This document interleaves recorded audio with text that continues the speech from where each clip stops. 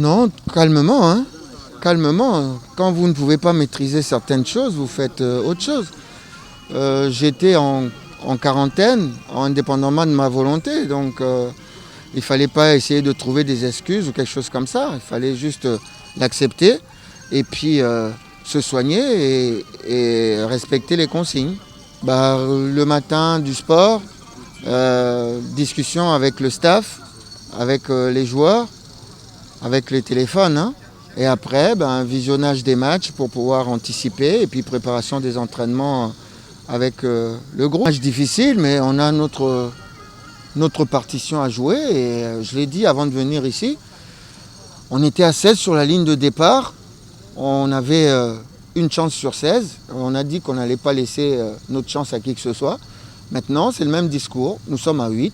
Et on n'a pas envie de laisser notre chance à qui que ce soit. Même si c'est le pays organisateur. Si on doit tomber, qu'on tombe les mains, les armes à la main.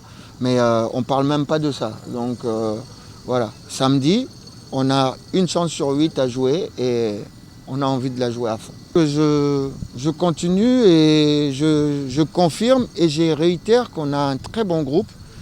Malheureusement, on n'a pas eu suffisamment de temps pour le préparer, mais c'est un vrai groupe d'avenir. Et un grand bravo à tous ces joueurs. Et plus loin, quand je dis bravo aux joueurs, je pense aux éducateurs et aux dirigeants des clubs. Et ça se voit au niveau de notre Lina Foot. Donc il faut qu'on continue comme ça. Au-delà juste de la victoire de ce championnat, il faut voir qu'il y a un bel avenir. Il y a un bel avenir dans notre championnat et il faut qu'on continue à travailler comme on le fait. Et on ne récolte pas les fruits tout de suite, mais moi je suis très content. Non, je ne suis pas totalement content, vous le voyez bien, parce que j'ai des joueurs encore qui sont de l'autre côté.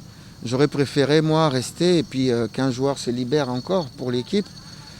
Bon, ça ne s'est pas fait. Il faut espérer. Il y a un nouveau test dans 2 jours. On espère qu'il y a un maximum de joueurs qui va sortir et que d'autres ne vont pas rentrer à nouveau. On est dans une ère qui est vraiment différente, difficile. Faudra qu'on repense la façon d'entraîner, la façon de préparer les matchs et la façon d'organiser les effectifs parce que ça devient vraiment compliqué. Et là, parce qu'on a 3 joueurs qui sont sortis ici, mais bien malin qui peut me dire quel groupe j'aurai contre le Cameroun. On ne sait pas si d'autres encore vont être pris.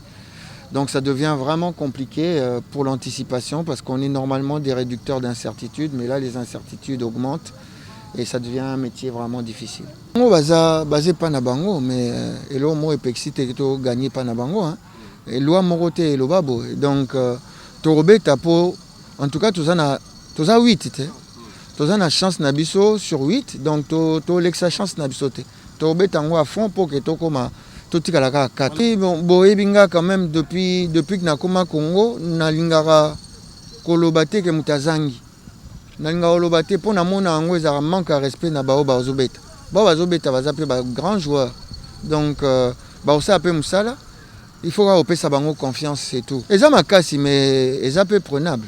Eza makasi bazobeta système compact, baza milai, baza konzo. Biso pe toza na nde na biso au contourner bango. Soto ndima ngo tende au samedi nde toye na biso te. Donc tant to kota samedi na terrain, toza na elikia ke to beta bien et puis to gagner match. Bon, merci pour la question. Nous sommes vraiment en pleine période de Covid. Donc le championnat est organisé dans ce contexte-là et on nous demande de faire exactement le bilan. Donc pour le moment, ce que nous avons comme effectif du côté des joueurs, c'est 12-3. Donc il reste encore 9 joueurs qui sont en observation. Et il y a un groupe à Douala, 3, et puis les autres sont ici à Yaoundé et les autres sont ici à Douala. Les blessés, il y a juste un que nous sommes en train de récupérer et qui a un problème au niveau du genou. Voilà, donc les autres joueurs se portent bien. Non, je ne suis pas... Je ne saurais pas tout donner comme ça. Bloqué par les secrets. Mais si eux-mêmes disent, ils se livrent à la presse, oui. Moi, je fais un bilan général et ce qui est qu'on peut noter, c'est qu'au niveau de la CAF, nous avons les statistiques avec 147 cas positifs. Donc, il y a une moyenne de 15 cas par pays. nous ne sommes pas les plus concernés par ce problème. Mais bon, c'est un problème communautaire et on vit avec. Bon, pour les entraîneurs, ils regardent les lignes défensives, les gardiens de but, les attaquants. Ils avaient des soucis du côté des gardiens de but. On vient de récupérer 2, donc ils seront 3 moins 1, 4 moins 1, donc 3. Et la défense est équilibrée et l'attaque aussi. Bon, mais pour demain, il y aura encore les tests 48 heures avant le match de samedi. Et il est possible que nous ayons des cas positifs. Donc on ne soit pas surpris qu'il y ait des cas positifs. Et dans le groupe qui était jusque-là positif, il est possible que certains demeurent positifs.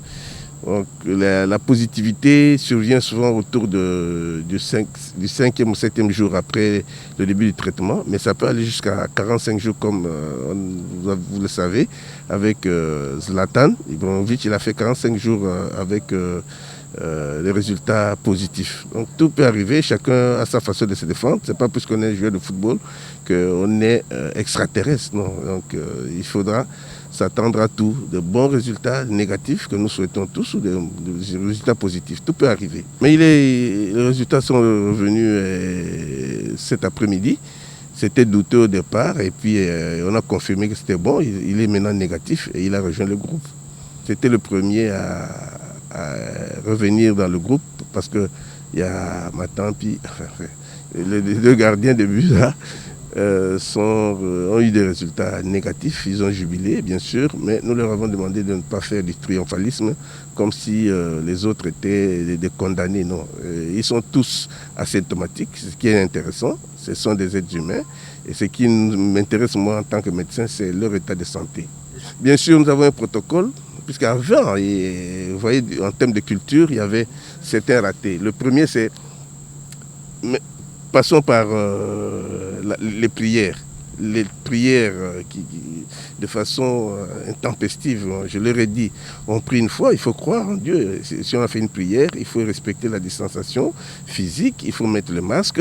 Nos cris, nos chansons dans le bus, l'animation, vous avez vu quelques images, j'ai dû crier quelquefois pour qu'ils portent le masque pendant qu'ils font l'animation, en descendant du bus et dans les vestiaires. Et à l'arrivée à l'entraînement ici, nous avons veillé à ce qu'ils n'entrent pas dans les vestiaires parce que là aussi c'est un lieu de contamination connu. Il faut qu'il y ait 1 ou 2 personnes par session. Dans le bus, on évite la climatisation. Il faut une aération normale. Même au niveau des chambres, il faut laisser les fenêtres légèrement ouvertes pour que l'air puisse circuler. Donc tout ce qui est cloisonné n'est pas bon pour les joueurs. Donc, si nous entraînons dans un espace ouvert comme ça, il y a très peu de risques d'attraper la maladie. Donc nous sommes en train de continuer dans ce sens. Ils ont chacun un flacon de désinfectant et il y a des réflexes maintenant. Je remarque maintenant qu'ils commencent à bien se comporter. Et tout le reste là, c'est la résistance humaine, l'immunité individuelle qui va jouer. Mais en termes de comportement, ils commencent à changer. Donc c'est pas facile. Il y en a qui mettaient le masque seulement au niveau du menton, ou bien mettaient au bras. Maintenant, ils ont acquis des réflexes. Parfois, je fais exprès, je descends un peu le masque. Il dit, ah, docteur, remettez votre masque. Alors c'est vraiment intéressant. Donc c'est les prières qui étaient un des facteurs qui pouvaient faire perpétuer la propagation. Là, nous avons combattu de ce côté-là, c'est bon. Le bus, le lavage de mains, la distanciation physique, tout cela maintenant est maîtrisé. Le reste, c'est de la spéculation. Ce sont d'abord ces gestes-là qui sauvent. C'est d'abord ces gens-là qui sauvent. Bien sûr, chaque jour, je leur donne les médicaments pour la résistance. Ils ont la vitamine C, avec le zinc, avec le sélénium, ils ont la vitamine D. Voilà. Ça, c'est pour permettre à l'organisme de mieux se défendre. Ça vient en deuxième fonction. La première chose, c'est le comportement individuel, la culture de la distanciation sociale, le port de masque correctement, et ainsi de suite.